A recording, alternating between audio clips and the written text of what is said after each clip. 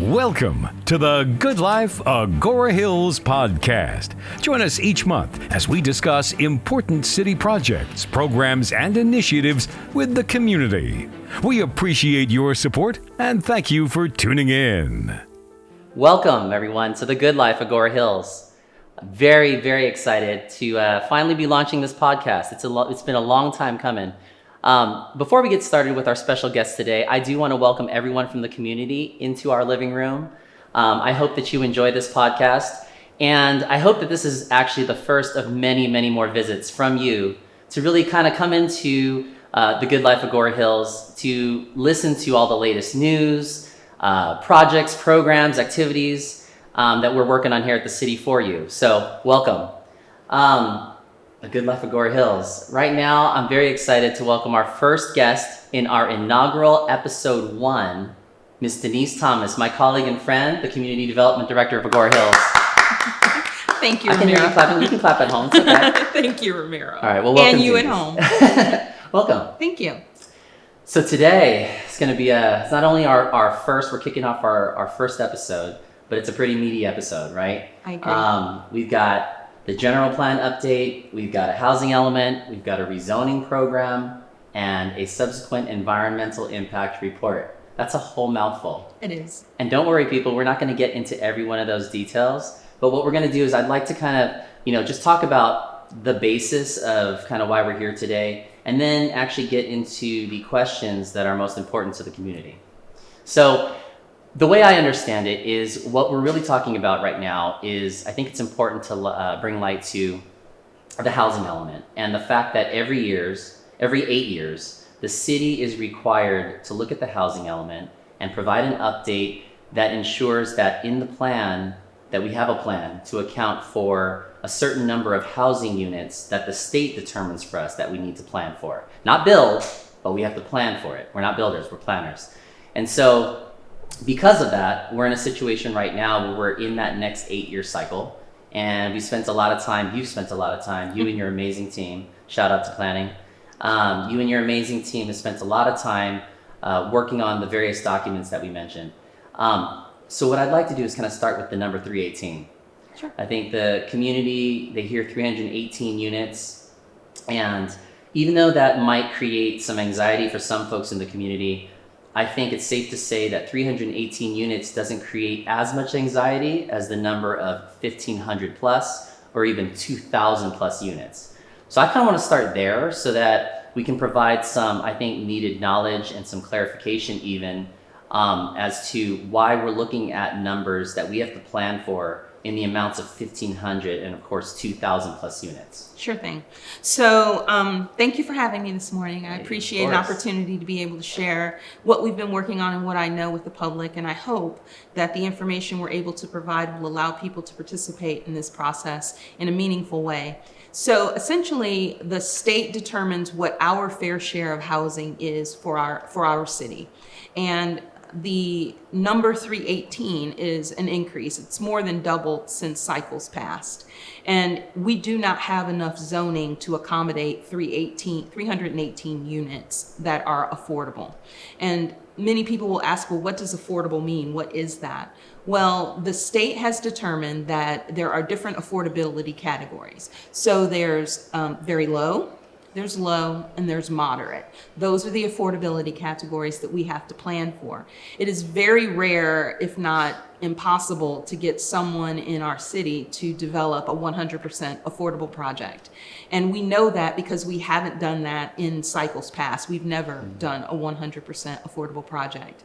And so we can't just plan for 318 because we will fall short. So we have to look at other ways to incentivize the production of these units.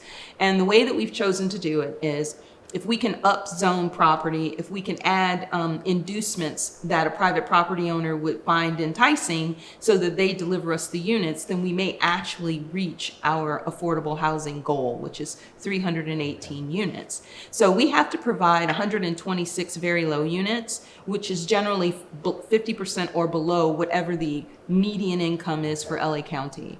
And that is, that's a challenge. And that's the one that we struggle with the most. We usually don't have a problem with above, moderate, units because those are market rate or close to market rate. But the very low is where we struggle and where we haven't been able to show any units or any movement. And then low would be somewhere between 50% and 80% of the area median income. To get those units, so there's 126 very low and 72 low. So we are really targeting those units. We need to get those units. In addition to the 318, we have to have a buffer. So essentially, we have used our professional expertise and technical support to determine what is a realistic number that you can get on each of the individual sites. And if we fall short of those units, we have to make them up someplace else. And rather than doing that on the fly in an ad hoc manner, what we've chosen to do is to create a buffer. We've chosen to do it, but HCD, which is the California Department of Housing and Community Development. That's a state agency. That's a state agency. Okay, so the state agency. That's responsible for making sure that housing is provided and that the state laws are followed. Okay. They require you to have a buffer because otherwise you have to rezone property on the fly and you may not reach your RENA. And so in order to have the buffer, the units, and have an opportunity to give incentives to build these units, we have to look at more than the 318. Okay. So our estimate is the 1,500, 1,700 number that you hear tossed about in the community and on social media. We believe that if we can provide capacity for 15 to 1,700 units, then we should be able to realize the 318 units that have been assigned to us. So if I can stop you. So what I'm understanding is the 318 units, you got to kind of look at that number because like you mentioned, we haven't had developers come in and really put forward 100% developments. And so the 318 is really a fraction of a number. Correct. And so that's why when we look at the 318, it's really important that we look at that has to be a fraction of a larger number. Correct. And so you're saying that larger number is where you start hearing the numbers of 1,500, 1,700, 2,000, things like that. Correct. Okay. So, Yeah. 1,500. The 2,000 Okay. number is different, and I can explain that if you Yeah, if you could, Sure. maybe, yeah. Okay. So the 2,000 is actually in excess of 2,000. It's like closer to 2,400 units that people hear, which causes a lot of pause. And I get that. It's because we have chosen to do an environmental report that requires us to analyze absolute worst case, not what we estimated, not what our professional experience and expertise tells us is realistic, but what is possible. It's a strict math exercise. If you have 10 units and you have 20 dwelling units an acre, it yields a number. That's what the big 2,300 number that people are seeing that is upsetting them. Okay. So an example would be one of the shopping centers that we have in our inventory is intended to yield a total of 67 residential units. It's a mixed-use development. It's intended to yield a total of 67 units. Of those 67 units, 14 will be affordable, and that's what we told HCD we think is realistic at that location. But in order to analyze the total possible impact, worst case impact to that property, Sure. we looked at if everything on this site developed with housing, and you have 200 units on this site plus the amount of commercial that would be allowed to remain or has to remain, what does that do to our systems, to our infrastructure, to the environment? And so we analyze worst case, but we really only are looking to realize 67 units at that location. So while 200 is the number that we are required by law to analyze, 67 is really more realistic about what you will see at that location. So let me just to clarify, just to make sure I'm understanding it right, and hopefully just to make sure you're understanding it right, because it's a lot. So we have the 318. We have a couple of things going on that requires us to look at some of these numbers we're talking about, right? The larger numbers. We've got the 1,700 number, which is is taking into account what the state has said. Because you have to meet the production or plan for the production of this many units, there's a number there that we have to figure out and account for. And then there's another analysis that has to take place that looks at the environmental impact of which assumes worst case scenario. Correct. So we have to do both of those exercises, and that's why we have two different numbers. Correct. Okay. 3, but yes. 3, okay. So let me go into this. So now that we've established the number of units, I think what's equally important now is that we understand we have all of these units, but I think from what I've heard in listening to you in the past speak on this, is that yes, you have to plan for the units, but then you also can't just centralize all the units in one spot. That's that you correct. have to move them around, which is why you created, or you had to plan for a housing site inventory that you put together, which has 20 opportunity sites. We'll just call them 20 sites. So can you briefly talk to how that comes to be now that you had your number, and then how the process kind of then developed into these sites that you're now proposing? Sure. History shows us that concentrating low-income families in one location is not a sustainable model. It's not good for the community. It's not good for the families that live there, and it creates multi-generational harm. And so for that reason, the goal is to spread income categories, to spread low-income housing, moderate-income housing, and market-rate income housing, to filter them together so that they can exist everywhere. So your neighbor may have a low-income unit, but you shouldn't know that your neighbor has a low-income unit. And by spreading these units throughout developments in the city, so if you're doing a market-rate unit, you have some units that are not market-rate, it creates an opportunity where those families can blend into the community, blend into the fabric of Agoura Hills, and enjoy all the amenities that Agoura Hills has to offer without being stigmatized or ostracized to one location. And so in the development, we have to do 318. If you put all 318 in one location, then everyone knows, oh, that's our low income development. And it shouldn't be that way. They should have the same right to privacy that anyone else has. I don't know what you paid for your house, or what, if you rent, what you pay for rent. And that's how it should be. It provides dignity. It provides some sort of safety for you and your family. And so by spreading these units out throughout the community, you're providing that same level of dignity, that same level of safety for them and their families. Perfect. I think I appreciate you going into detail on that. I think that makes it a lot clearer for me, and hopefully for a lot of our viewers, because I think that's a critical point.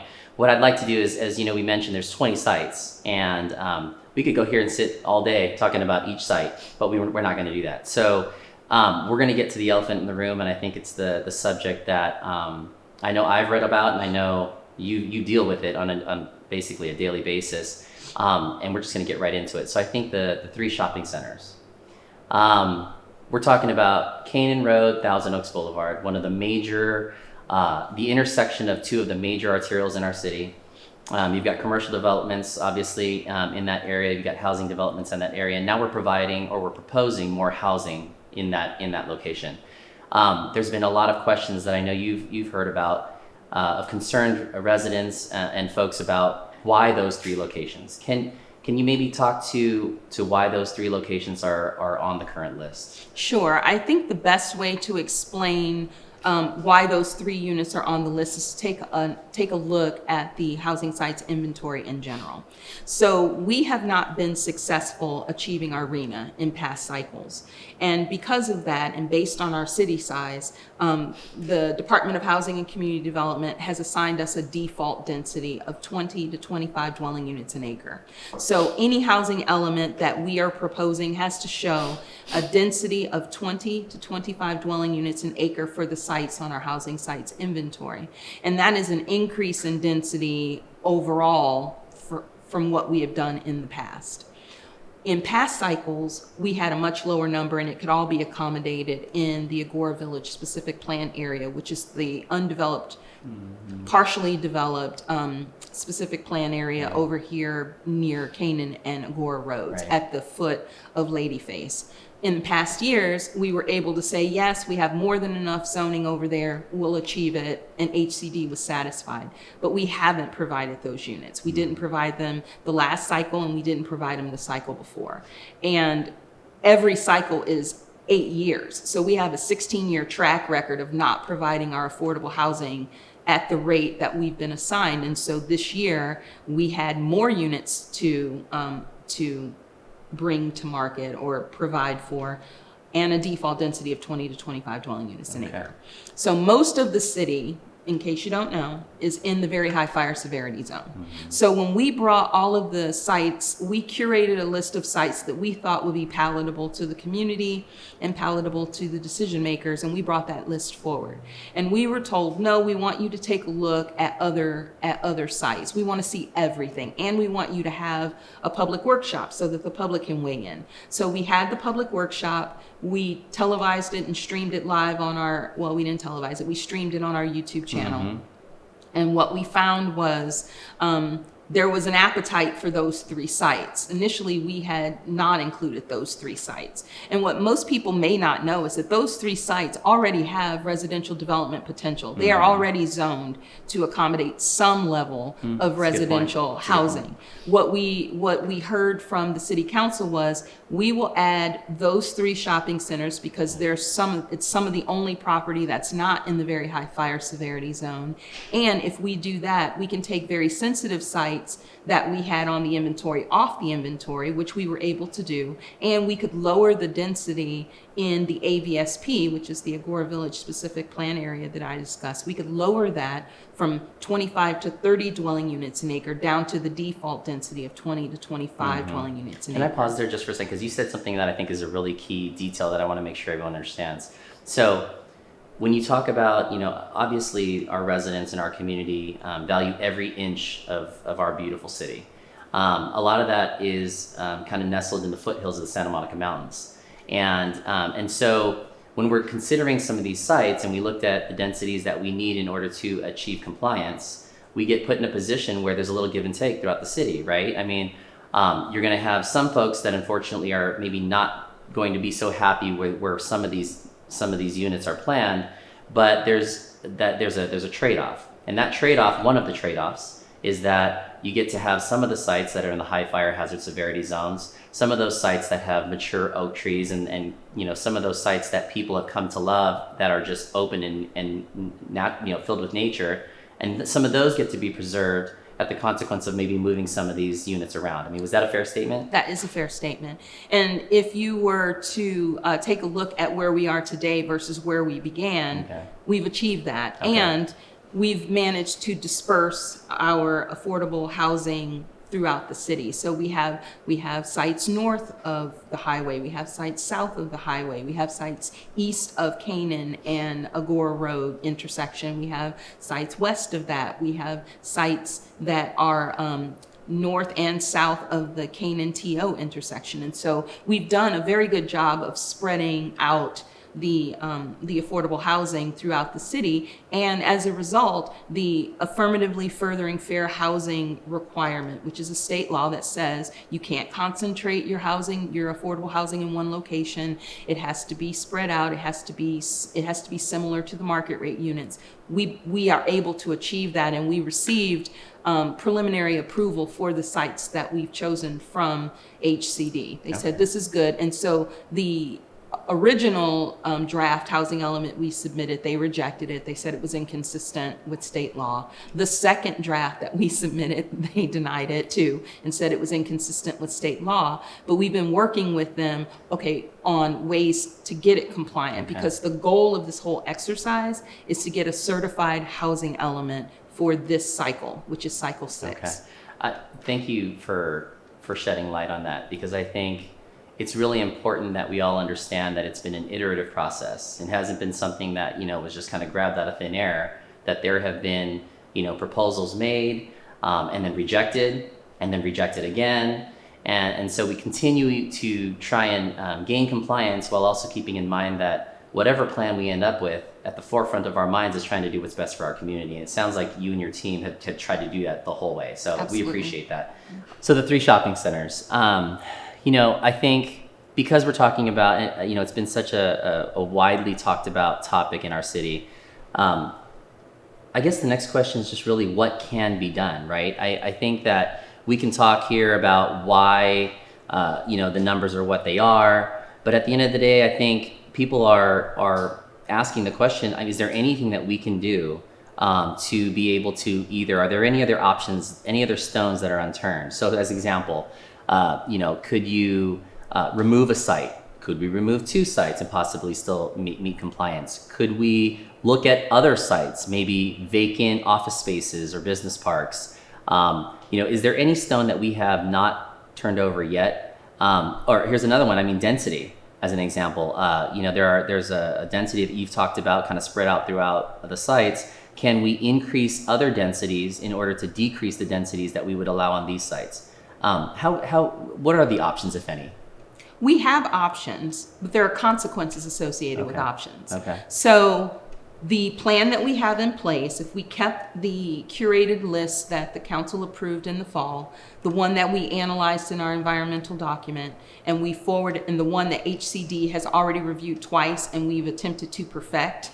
And I'm sorry, HCD again, that's the state. That's the yes, state, that's right? the state's Department of Housing and Community Got it. Development. If we stay with that approach, with those documents, with that decision, then it is our best opportunity to reach the deadline, to make the deadline. So by October 15th, we have to have our rezoning program adopted. So if we stay the course, we are working very hard to be able to meet that deadline. If we wanted to make changes, for instance, some changes can be made at the margins, and I'll talk about those in a minute. But the things that that would require a review, and we would have to get to the back of the HCD line, would be if the sites that we're proposing changed. If the sites came off the inventory, HCD would need a whole new review because that's considered major. Okay. And we would not only have to go through the basic housing element, are you compliant with the housing laws review? We'd have to look at, are you still affirmatively furthering fair housing? So we would have to go through that review all over again, which we've completed it with the list we have. If you wanted to add other sites that could be developed, that's fine, as long as they meet the state's criteria. So the state has a guidebook. It's a very detailed guidebook. It's on their website, and you're welcome to look at it. It's hard it's a puzzle. So you look at the guidelines and what they will accept. If you offer sites that are compliant with their guidelines, then they don't challenge it too much. They don't require you to do a whole lot of extra analysis. If you choose a site that is contrary to their guidelines, then you bear the burden of showing that those sites can be developed the way that you say they can be developed. So for instance, if we were to use some of the vacant office buildings, those office buildings don't meet the state's criteria. So we would have to pause, do a fiscal analysis on our own dime, figure out whether or not they can develop, and then submit that fiscal analysis along with the new sites to HCD for them to review. And they may or may not agree at the end. They may still say no, but that's the pathway you would take to do that. But then your deadline's in jeopardy. And you've missed the deadline. So you're at the back of the line at that point. But things that you can change. So I presented our plan, the plan that we analyzed, the plan that we were putting forward, which showed 4-story buildings for all of the sites in the Affordable Housing Overlay District. That was the max height is 4 stories. I heard from the city council that 4 stories should be off the table. Okay. And so since the joint meeting, I've worked with our consultants, I've worked with our housing consultant who was in direct communication with HCD, and I had them ask HCD if we can reduce the height from 4 stories down to 3 and keep 60% lot coverage. HCD said that would not stop us. So when we take it back to the city council, we will offer up 3 stories to go to HCD instead of 4, because this isn't the planning department's plan. This isn't the community development plan. This is the City of Agoura Hills plan, and everyone should understand what's in it and be happy with what's in it, or as happy as you can be. Not everyone's going to be 100% happy, but we'll do the best that we can to make as many people happy as we can. And can we all agree that we're much happier hearing 3 stories instead of 4, right? I mean, that's a step in the right direction. Denice and her team always working for you. So, all right. And the one other thing that we heard was oak trees. Oak trees define the city. It's in the logo. It defines our city. And we were doing 1-to-1 mitigation. We were offering up 1-to-1 mitigation because having constraints to the provision of affordable housing is contrary to state law. And some of our oak trees are very mature and it's difficult to mitigate on site. But we heard from the city council that that may not be good enough. Okay. We need to do better. So staff is in the process of surveying those sites to determine where and how many oak trees are there. And then we're going to propose a different mitigation that would allow a graduated mitigation so that our largest trees may be preserved on site. And if they have to be removed, you would mitigate 4-to-1, or you would pay you could pay an in lieu fee. But for the younger trees or the smaller trees, what you would do is mitigate either 1-to-1 or 2-to-1. So we're still working to try and sort that out so that we can meet people where they want to be as much as we can. I can't promise HCD will say yes to those, but we feel pretty confident that we can get it done, and we're gonna push for it. Okay, no, I think that's great too, that your team continues to strive for what we know is important in our community. So I want to move on to this next topic, the environmental document. It has a more technical term, but we'll call it for the environmental document. So it's for understanding's sake. 1,400 pages. So let's see, page 1. I'm just kidding. No, so actually the only question I have on the environmental document is this. There is a comment period that we're currently in. At some point in time, the document along with some other things will need to come before our city council, and they will be tasked with being able to certify the environmental document in order to make the call as to whether or not it's adequate. That term of adequacy, that seems to, people have different definitions, I think, in their own minds of what that means. But I think that there's a more formal definition of what adequacy means in the way that the state interprets adequacy. So could you touch on that, so just for that the public would know what adequacy is more formally defined as? Sure. Prior to drafting the subsequent environmental impact report, SEIR, or we'll just call it the environmental document. So prior to drafting that document, we did a scoping meeting. And the scoping meeting was done, it was a public hearing, and we presented all of the all of the areas that we were going to look at based on the changes that we were making. And we did that in a public forum, and we accepted comment from the public.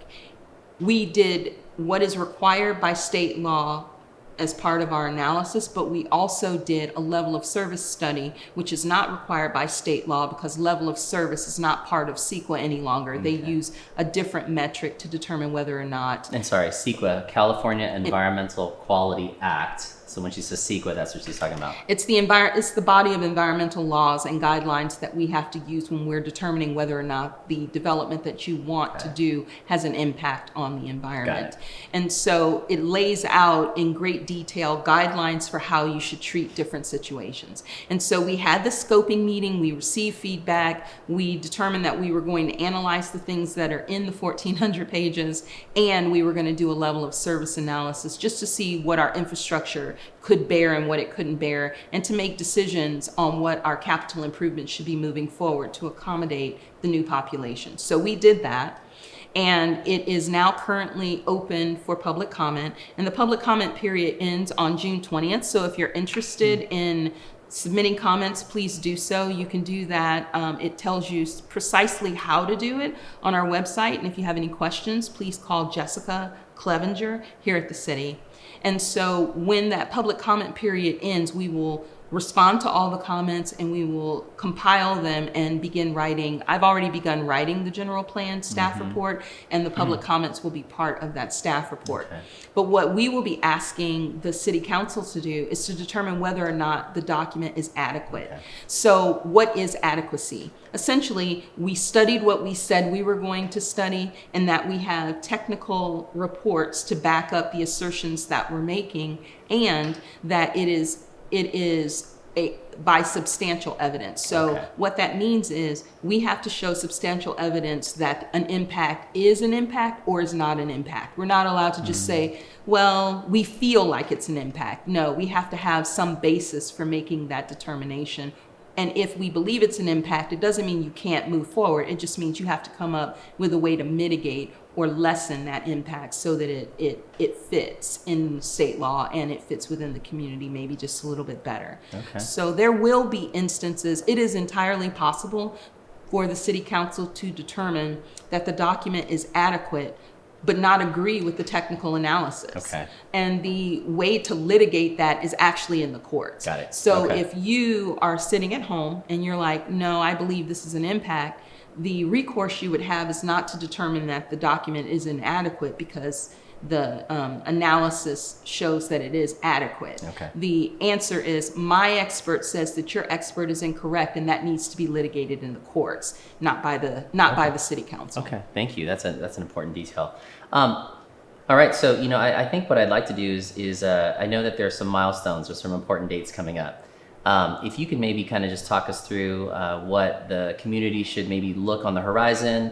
You mentioned the June 20th date, but are there any other touch points that they should be aware of maybe in the future where they can have their voices heard? Maybe walk us through a couple of the milestones and dates that they should be looking out for. Sure thing. We can accept comments right up until the day of the hearing, both hearings, and even after the Planning Commission hearing. Okay. Once the City Council has ruled, then the public comment, any comment that you would want to submit, it would be too late for that. So you have all the way up until that date. But the next milestone is that on June 20th, the review and comment period ends for the environmental document. So get your comments in before June 20th.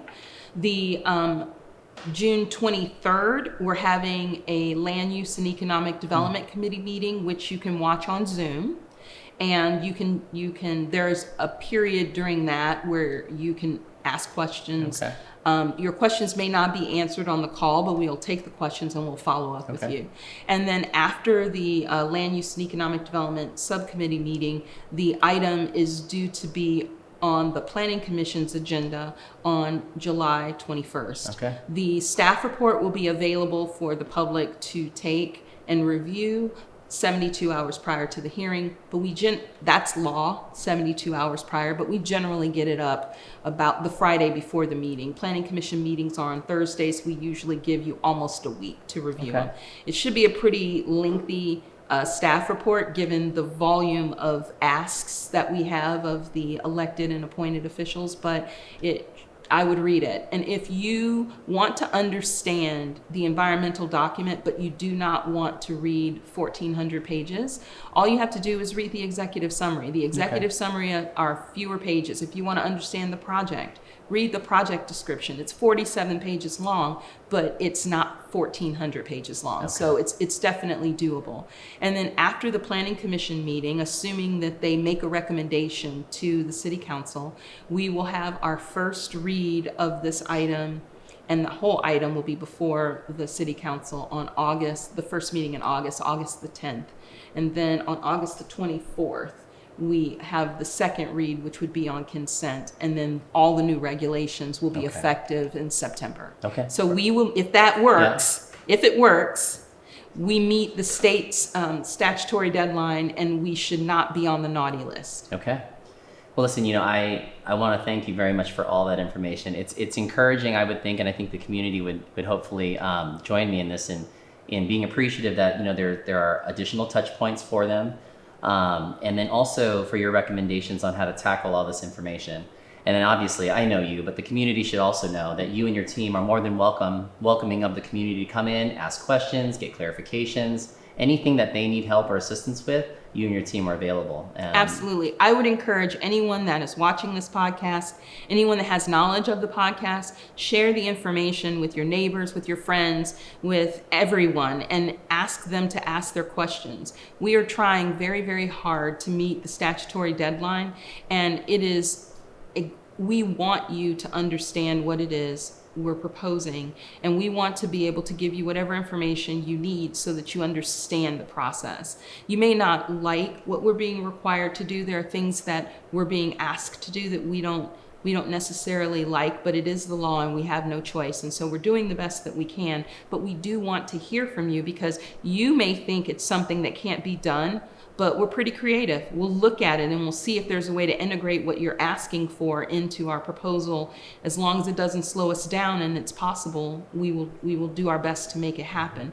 And if we go ahead and adopt the adopt it the way that it is, but the city council decides, you know what, that's not working for us and we want to make amendments, it's not set in stone. You can adopt it. Okay. You can adopt an amendment. You can look at an amendment to it, and we can go through that process. We just can't go through that process before we get adopted. All right.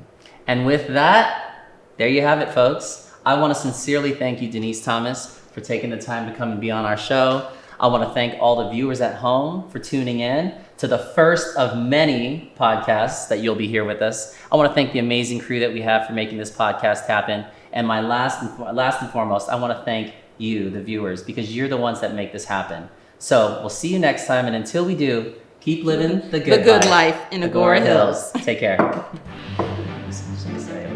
rocked it. Yeah, that was awesome. We hope you'll join us in July for episode 2, which will feature General Manager Dave Peterson from the Las Virgenes Municipal Water District. He'll shed light on the latest news regarding the drought, speak about the exciting progress of the Pure Water Project, and much more. Thanks again for tuning in to The Good Life Augora Hills. We'll see you next time.